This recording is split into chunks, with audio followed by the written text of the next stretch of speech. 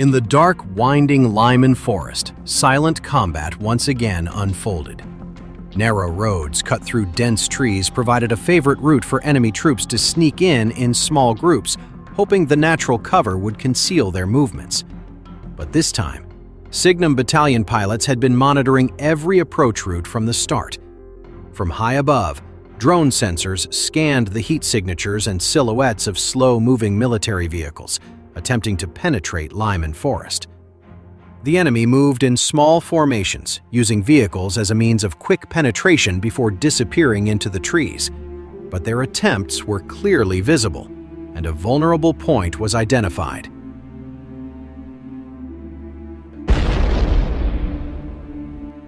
In this hunt, pilot SIGNUM chose to wait, not to pursue recklessly, but to prepare a decisive blow. As the enemy vehicle entered the locked-down sector, a SIGNUM FPV drone swooped in fast, low, and almost silently. Within seconds, the vehicle was hit in a vital spot, completely halting its advance. The 4 enemy troops inside the vehicle tried to escape, jumping out in panic. But the situation was already under complete control, and every movement was clearly visible. With no room to regroup, no time to build makeshift defenses, they were eliminated one by one before they could disappear into the forest.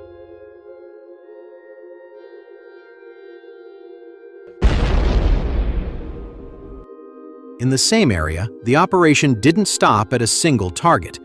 SIGNUM pilots again detected suspicious activity. Several other enemy forces were moving separately, attempting stealth tactics by skirting the woods, using the undergrowth and shade of tree trunks for cover. But the superiority of aerial reconnaissance was once again decisive, with SIGNUM drones following their tracks from above, waiting for the moment the enemy emerged from natural cover. Every attempted cover only narrowed their own space, and these forces were hunted down and eliminated one by one, leaving no chance of escape or warning.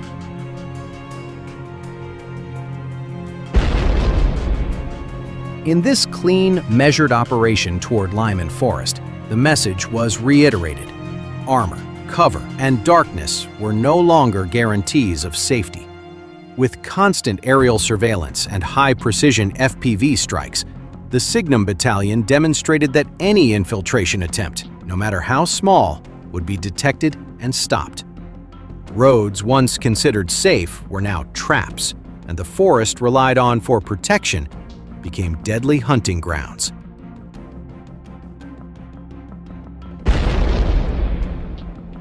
At the same time, Ukrainian forces thwarted 2 Russian assaults using all-terrain vehicles, ATVs, in the Donetsk region over the past 2 days, stopping Russian advances near Yampil and Pokrovsk despite difficult weather conditions.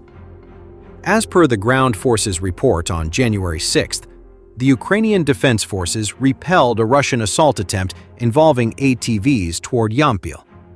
This village, located in the northern Donetsk region near the Slovyansk sector of the front, holds strategic importance due to its position along key transport routes and its proximity to several critical settlements.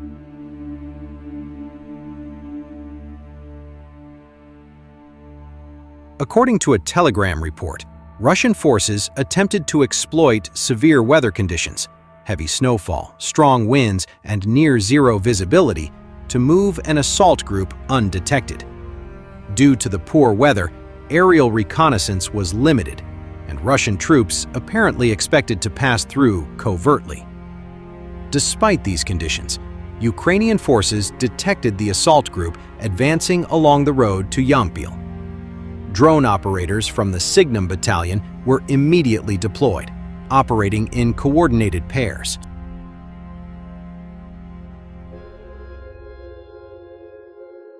In this attack, drone operators, the SIGNUM, worked in pairs, clearly and calmly, without chaos.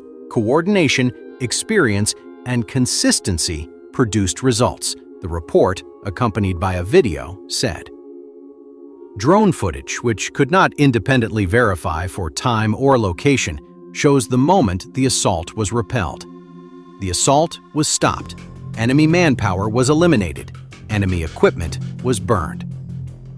The incident follows a similar report on January 4th, when Ukraine's Syczeslav Separate Airborne Brigade announced the destruction of a column of Russian ATVs in the Pokrovsk area of the Donetsk region.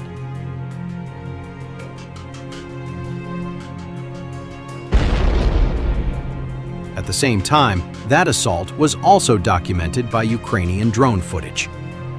In late September 2025, Russian sources claimed their forces had advanced into Yampil, but Ukraine's 11th Army Corps denied the reports, calling them an element of information warfare aimed at spreading panic.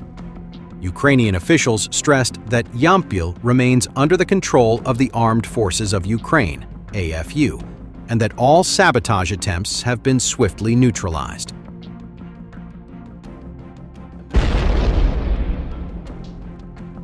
In early October, AFU's Commander-in-Chief Oleksandr Syrskyi announced that the situation in the area had been stabilized. In August 2024, Russia's Defense Minister Andrei Belousov said that the military was planning to establish tactical driving courses for buggies and ATVs at training centers across the Leningrad military district. Despite mounting evidence that assaults on Ukrainian defensive positions using motorcycles, ATVs, and buggies have resulted in heavy losses, Moscow has continued to portray their use as a positive development.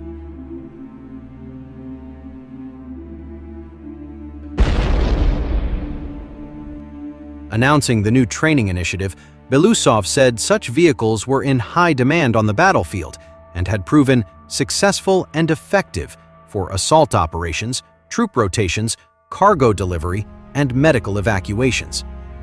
There have also been reports that Russian forces are deploying mobile ATV and buggy teams to support first-person view (FPV) drone operators, believing that smaller vehicles allow them to move less conspicuously across the battlefield.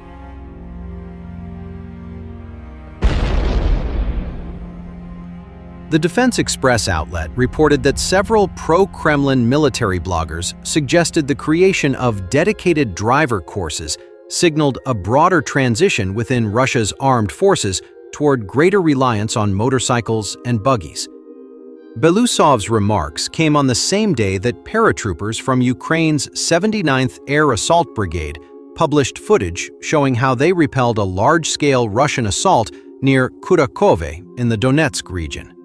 That attack involved dozens of armored vehicles supported by ATVs and motorcycles, and resulted in heavy casualties among Russian forces.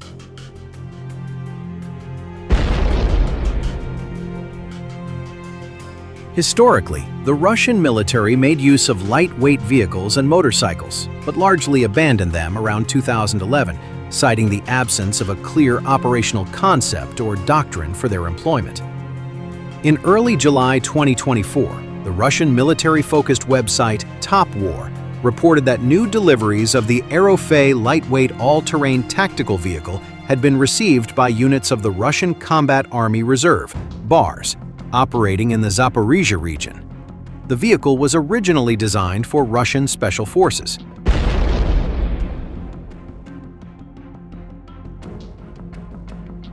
According to Mikhail Degtyarev, governor of Russia's Khabarovsk region, the vehicles were undergoing combat testing. He said troops have praised the Aerofei for its repairability, speed, and maneuverability.